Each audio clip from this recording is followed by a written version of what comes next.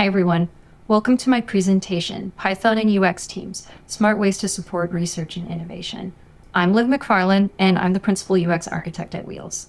So before getting started, I want to warn you that this is not a technical talk. I won't be showing much code, and I won't be demonstrating how to implement anything. Instead, I'm going to take you through my journey of learning Python and applying it so I could alleviate some of the issues I and my team have faced since 2021. You'll hear me talk a lot about having big ideas, but then having to temper them with reality because I don't have enough time to build what I think should be built, or because I can't get support to deploy my tools internally for others to use, or because I have to build something that can be used by people whose level of skill with Python is unknown. Regardless, these concerns haven't diminished the value of Python to me or to my team. In fact, I think they reinforce just how critical having Python skills on a UX team like mine is. I would argue that Python is a critical tool because as the product development landscape evolves with advancements in AI and machine learning, teams like mine have to evaluate how they operate and evolve. And I think that, at least for UX professionals, that starts with looking at our tools and processes. Tools and processes are linked to an extent, right? So your processes, what you can do with others and for others, are impacted by your tools. It's more nuanced, though, than simply having more tools to do more things. Sometimes more is just more. A balance needs to be found between the number of tools a team has and the quality of those tools. At the risk of sounding cliched, tools should help us work smarter and not harder. We should expect to have to learn a tool, but we should not be overburdened by a tool. UX tools and processes generally cover two big buckets for my team, design and research. And while they generally feed back and forth between one another, they do have separate concerns. For example, on the design side, we need to move quickly to create prototypes that have to display large amounts of data. Or we have to consult internally to other groups about designs of products leveraging dashboards and reports. Then for research, we need to answer a variety of questions that range from the more tactical, such as, are the steps for completing a task easy to figure out, to the more strategic, like, how have attitudes been changing about our products and services? And it doesn't end with doing design and conducting research. We have to ensure that information we generate remains available to our partners across the org. And we have to do it in such a way that we, the UX team, are not a roadblock. We have to do it in a way that encourages collaboration with us, but does not infringe on the autonomy of our internal partner teams. Now, as you can probably tell from the way I'm describing things so far, there are a lot of tasks caught in these buckets. And Python is a language that enables me to do a lot of heavy lifting for my team and others.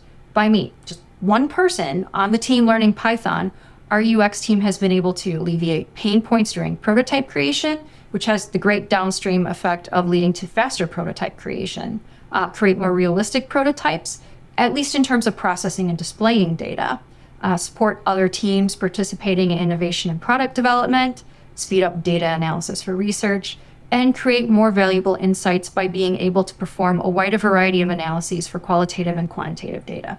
And all of these things combined have enabled us over the past several years to build new partnerships across the company with teams involved in the processes for product development, innovation, and research. In today's presentation, I will walk you through how our team applies Python-based solutions for design, research, and collaboration. Some of the things I will mention have evolved since they were first created and used on my team. Some solutions have changed very little, and we have gone so far as to create our own guidebooks for standards of use that we treat as living documents and revise as needed. Other solutions are still in the development and testing phase. Now that I've introduced you to all my topics, I'll take us into the design portion of the presentation. And just to let you know, this will be a shorter part of the presentation. There are a lot of changes happening on the design side due to the inclusion of generative AI in some of the more common UX design tools. And this has impacted how I plan to continue working with Python for design activities. So, for design, the key takeaway is that Python support for prototyping tools speeds up prototyping and design exploration within the UX team and with our internal partners. Now, before digging into this topic, I want to be very clear that when I speak about design, I'm speaking about prototyping and not finished designs that look like what you would find in production. This is because the largest gains we've found for our team has been at this point in the design process. What's that gain? Time. And how do we get it? Fake data. Many times we are creating prototypes that require anywhere between 50 to 300 data points to make realistic seeming interactions and reasonably realistic outputs. The data points that feed into these prototypes range from the very simple to the somewhat complex. And so just to give you some examples, On the simpler side, we need first names, last names, phone numbers, zipper postal codes, cities, states, and provinces. And then on the more complicated side, we need VIN numbers, license plates, company-specified client and asset IDs. As an added complication, we have some restrictions for data points like VIN numbers, where we want to avoid accidentally creating a real VIN number. Prior to the introduction of Python, what did the process of getting data for our prototypes look like? It varied. Sometimes people would create about 10 unique data points that they roughly modeled off of client data in our systems, and then they would copy and paste those data points over and over, making changes to them as needed until they had the number of data points that would let them accurately depict the interaction. Sometimes people would have a set of links for multiple websites they could go to create the data for them, such as VIN number generators and plate number generators. All in all, there's a lot of time and effort spent on making up data that seems realistic enough, or a lot of time and effort spent jumping across multiple sites and concatenating blocks of information, and then doing cleanup to make sure it fits the rules for how certain data points look in our system.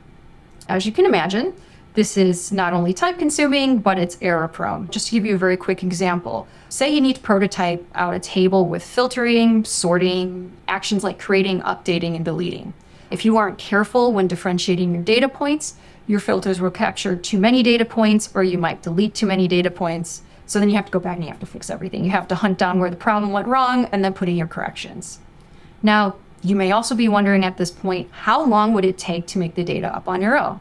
On average, 30 minutes up to an hour, not counting the time you would spend having to test the data in the prototype and make adjustments if you found anything odd in your prototype's behaviors. So while this might not seem like a big sacrifice, given that this should only be a one-time thing, there's a couple things about our team I would like to point out.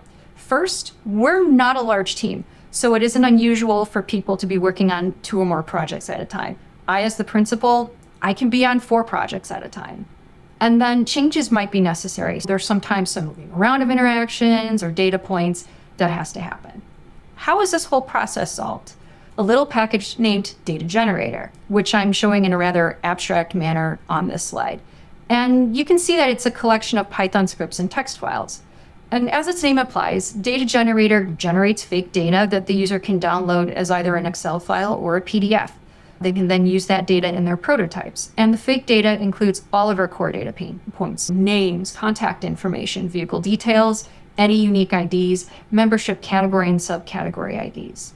The Excel file output is probably the most used output type on our team, and this is because we use both Axure and Figma as design tools, and that file type is the easiest to use with both of them. The first generation of Data Generator ran through a very minimal UI built using MLJAR Studio.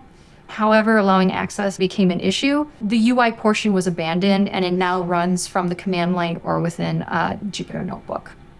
That solved an issue for our team, but there are other teams involved in innovation, and we're obligated to support them. For some time now, there's been an effort to improve the quality of our data visualizations, serve up new visualizations, and build new data products. And since the teams aligned with these efforts often roll up into different departments from ours, the UX team found we had some blind spots. So we made time to listen to these teams, and after hearing their concerns, we took some time to figure out how best to support them. And this brought us again to our prototyping tools, and we found 2 things. First, Axure isn't always the easiest for creating higher fidelity interactive data visualizations, or depending on what you're doing, even static ones. And then Figma can produce high fidelity visualizations, but sometimes the interactivity is a little bit lacking. And this was a concern because while typically prototyping shouldn't always be too tied up in being super detailed, when it comes to data products, higher fidelity designs and detailed interactions can make a difference during user testing between accurately understanding feedback and incorrectly interpreting feedback and actions. Another finding was we don't have enough people on our team to always offer support beyond consultation sessions around implementing design standards. We have a style guide that anybody in the company can access, but it's not right to simply point a team to a set of guidelines and then abandon them. So it became a question of what, if any, tools exist that could solve our issues. One of the teams we work with happens to use Streamlit. If you're unfamiliar with Streamlit, it's an open source framework for building data apps using Python. Again, and quite unexpectedly, Python came through as a way to devise a tool that saved the day for our team and another. Now, that's not to say that everything went smoothly right out of the gate. For starters, our design system components at that time were only built out in a low-code development app, so we had nothing in Streamlit. Furthermore, our partners didn't really have the time to take our standards and adapt them to their products. They also would not have access to the location where all of our components and assets live for our development teams. So that meant that whatever solution we did create for them would have to be one that lived in their little corner of the corporate world. Thankfully, though, Streamlit is flexible enough that through a combination of CSS and Streamlit functions, we're able to recreate a substantial chunk of our style guide, complete with code snippets and examples of how to use them for our partner team. And they can then host that app on one of their servers. Let me show you a little bit of work from the earliest implementation of what we made for them. On this slide is our page laying out colors for light mode. And you can see we've provided color chips, the CSS variable name, and the actual hex color code. And we do the same thing for the dark mode if you were to click on that tab. And I do want to mention at this point that as part of this effort, our team supplied our colleagues with a style sheet pointing to all the web fonts they would need and with the light mode and dark mode colors all set up for them. And on this slide, you see a sample from our icon library, complete with code snippets that can be adapted, as well as the file path to use. And so I will add that the file path is based on how we recommend other teams to set up their images directory. Again, our colleagues in this instance are connected to where we have our assets for the broader development group. So we provided them with the necessary SVG files to start and then gave a recommendation on how to access them. And in case you're curious, I know it's a bit hard to see, but on the left of this slide is what the code looks like for the Streamlit icon library page. And you'll notice at the top 2 lines, import Streamlit components.v1 as components, and from utils import load CSS, generate icon table, and generate footer. I'm calling all of this up because it's a great capability when building out this style guide app. In Streamlit, you can write Python functions to generate chunks of HTML that will then be treated like components. If you look at line 54 in the image on the left, you can see the call to generate icon table that will display each of the icons in the engine icons folder. Then in the image on the right, you can see the actual generate icon table function. I do want to stress, though, that recreating our entire style guide in this way is not possible. There are multiple components in our design system that have to be created from scratch for use in Streamlit due to styling choices that were made before we knew Streamlit even needed to be on our radar. Some of those components include buttons, radio buttons, tabs, input fields, notifications, and modals. It's a lot. But the bright side here is that Streamlit has tutorials and templates for creating custom components. So as time permits, these components are being built using a React template. And to date, only buttons and input fields have been completed, but we expect to have more time this year to work on some of the other components. Now, before wrapping up this section on design, I want to state that I expect our use of Python within design activities to increase despite the growing presence of generative AI in design tools.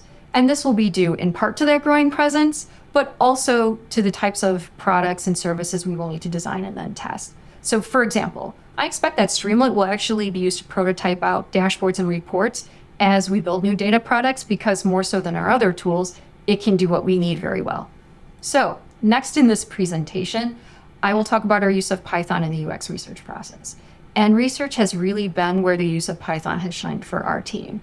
So if I were to identify the major point of this section, I would say Python expands our research toolkit so we can provide deeper insights and more widely apply our findings.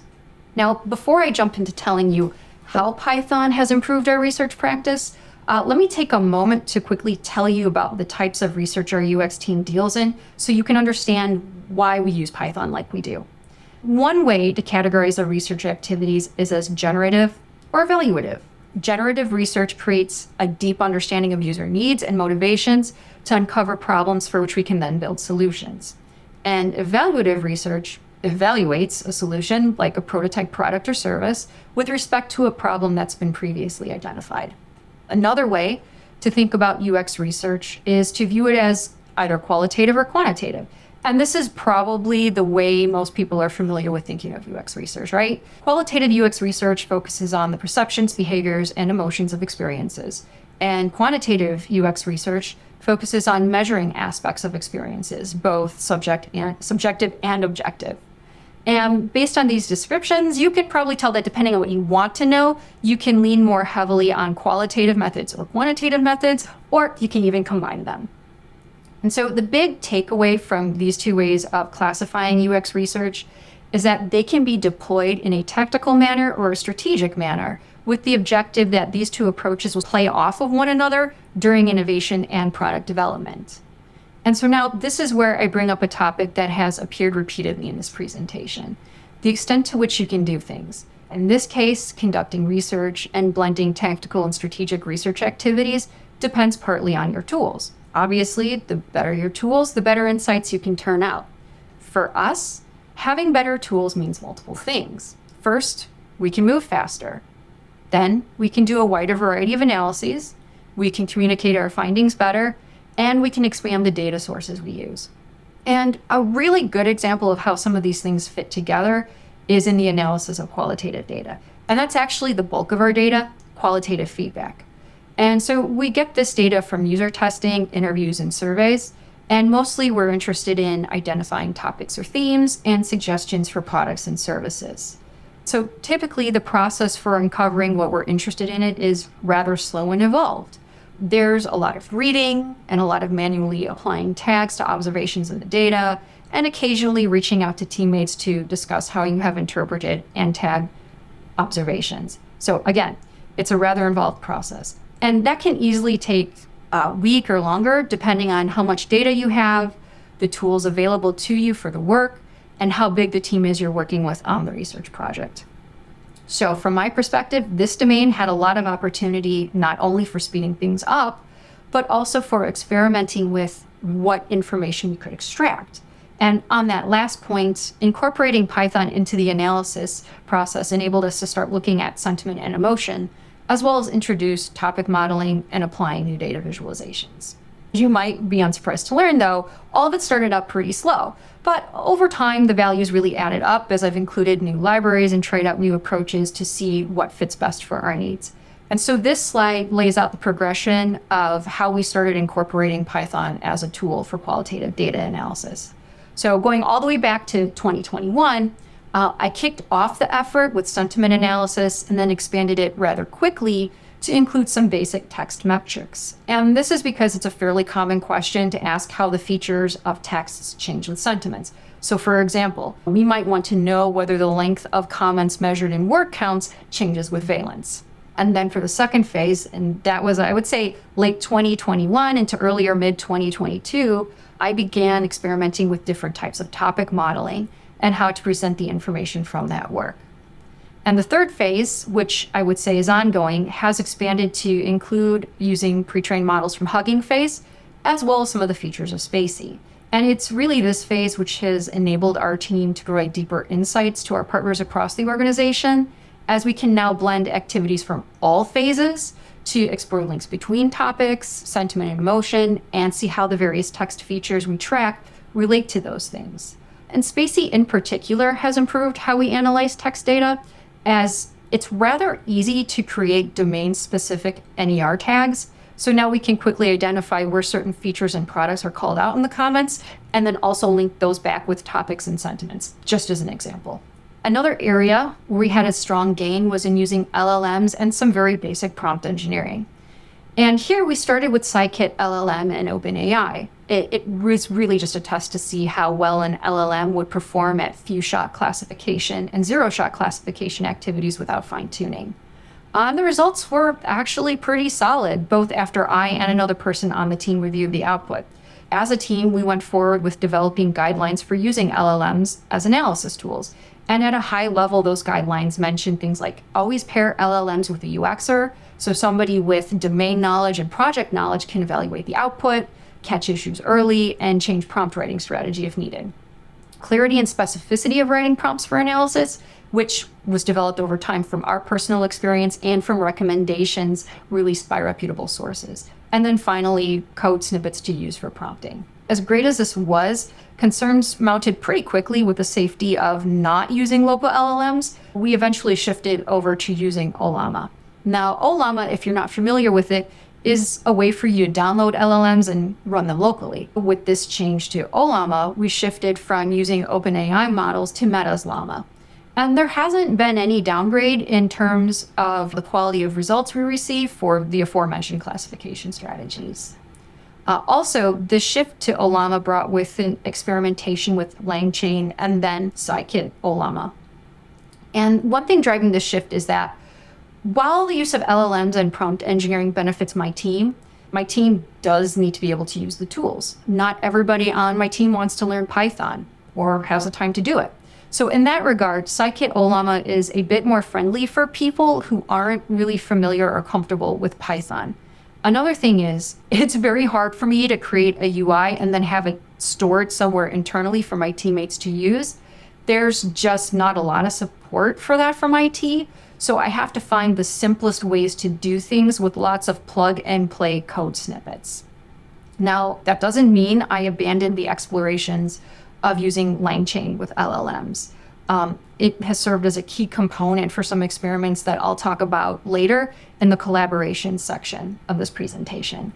So now I'd like to talk a little bit about how our approach to quantitative data analysis has changed. And our main sources of quantitative data include surveys, ratings from user tests, and quantification of aspects of qualitative data.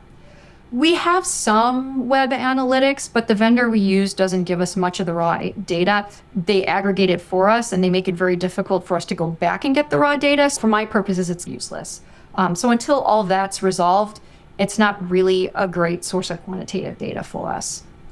But the quickest gains we got from using Python were with exploratory data analysis, data visualizations, and basic methods like linear regression, logistic regression. So at this point, this is early 2021, and we had one survey that had roughly 3,000 data points. So it's not a lot, but you can still do something with 3,000 data points. And we combined this survey analysis with sentiment analysis using Vader. And so for a first attempt, our effort was actually pretty well received.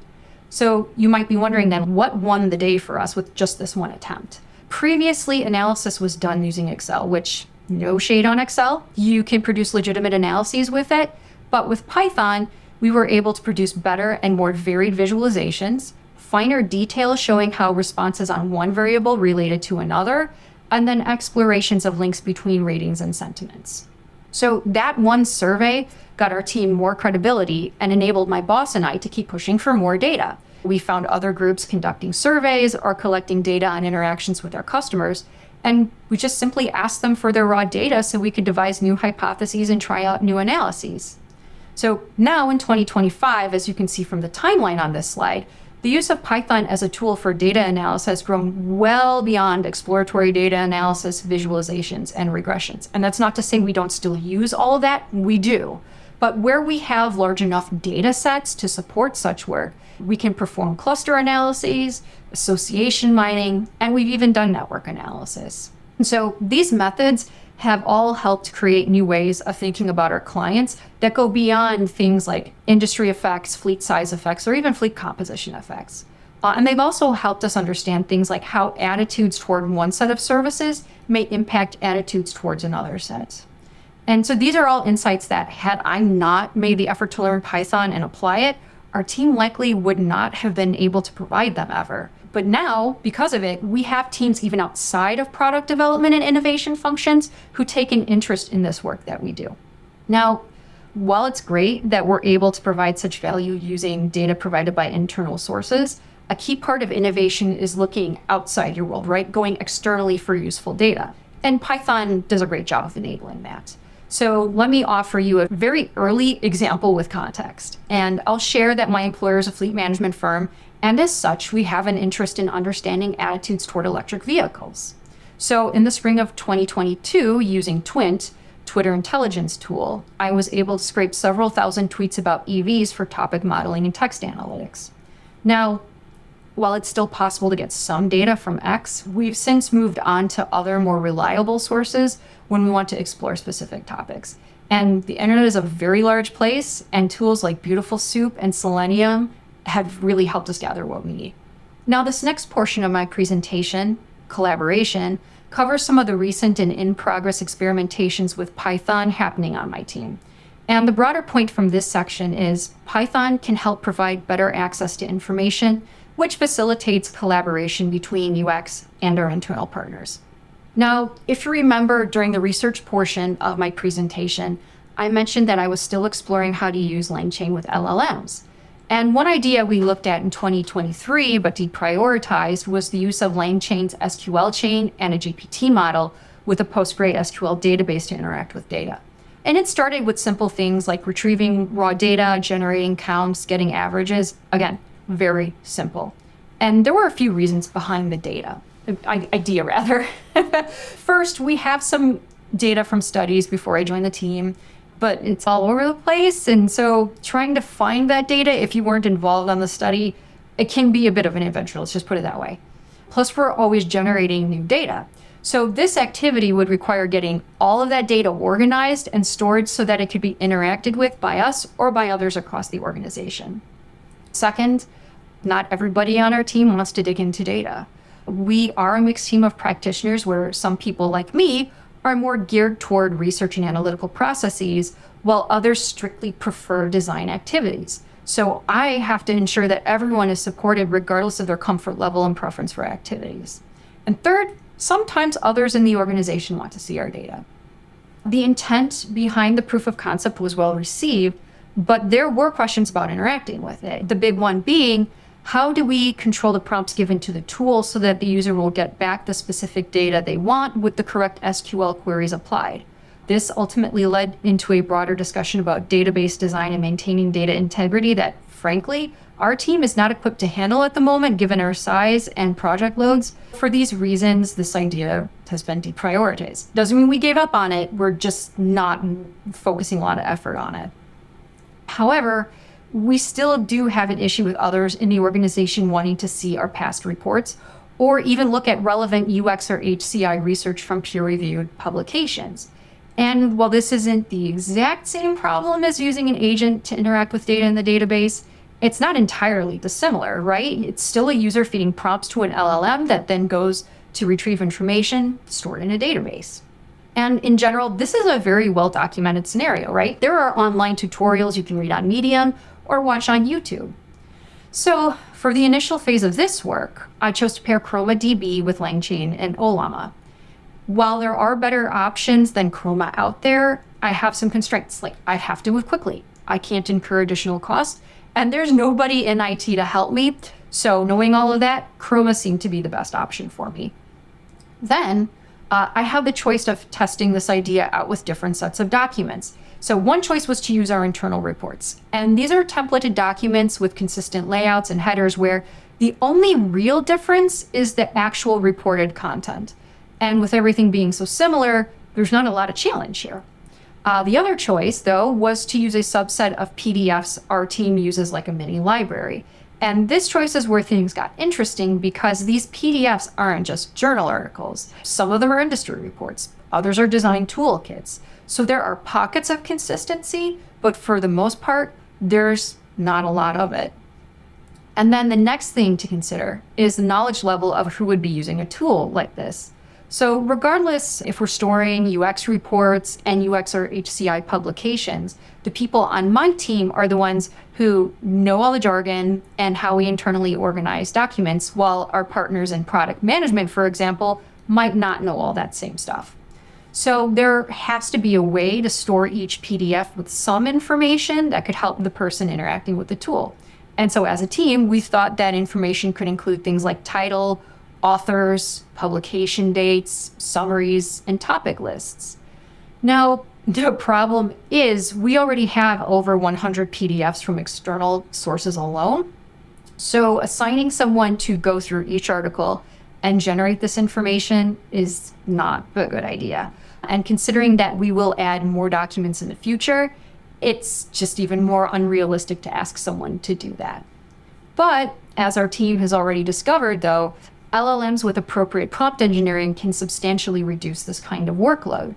The tool in this particular phase allowed someone to submit a document, extract and generate key pieces of information from that document, and then store the information along with the document. And this current slide shows the prompt used for testing the extraction and generation activities. You can see we assign a system role as a helpful research assistant and a user role as the entity that would actually use that output from the helpful research assistant. And we use a formatted string to present the request for a summary, up to 5 topics, the title, authors, and publication date for a particular document. And this slide shows the code for accessing and printing the LLM's output and the output itself. As you can see, it's fairly coherent, right? But depending on the contents of the document, the output quality dropped. But from what I noticed, that seemed to almost always be for documents that relied heavily on visuals and less on text. And so that would be more for things like design toolkit documents, as opposed to research articles or industry reports. Those last two would always turn out fairly coherent outputs. So the next phase in this work that we're hoping to make progress on this year looks at using Llama Index. So if you're not familiar with Llama Index, it's a framework for connecting LLMs and data sources. So basically, if you need a RAG model for your application, you may wind up using Llama Index. And that's the next stage, really, transforming this into a RAG application. And for me here, the question is, what type of RAG model to apply here? Graph RAG is probably not appropriate here, but maybe RAG with re-ranking is. So there's going to be some time on my part to do a little bit deeper dives into the different RAG models and to talk to some people in my company and get some feedback, and then just try it out, see what happens. Now, we're almost at the end of the presentation, but before we wrap everything up, I would like to share with you 4 things I think you should keep in mind if you ever find yourself in a situation like mine. So first, find the problems to solve that are repetitive, error-prone, or mentally draining. You would be surprised what alleviating tasks like that can do for yourself or for someone else's well-being on a project. Second, if others will be using your solution, don't assume they can do what you can do or even that they want to. And this is something I think it's pretty innate to UXers just because of the problems we have to solve, but helping others sometimes means meeting them on their level. Like I said, while it's common for UXers to have that viewpoint, I think in general, it could extend well to all creative and building functions. Third, know when to step back from an idea. So an idea might seem good or sound interesting, but it may not meet the greatest need, or it may take way longer to implement than the time you have to spare. And if you have to step back, there's nothing wrong with doing this. Sometimes it's just a sign that now is not the right time for your idea. And then finally, don't let a lack of support stop you from building something out. Sometimes you won't get the support you need to bring the best version of your idea to life, and that's okay. Just adapt it within the constraints you face if you can, and show that off to others. And when people see the value in it, use them and their excitement to help you get the support you need to make improvements for your vision. So with that, we've reached the end of my presentation. If you've stuck with me to the end, I want you to know that I appreciate you. So thank you for spending your time with me today. Bye.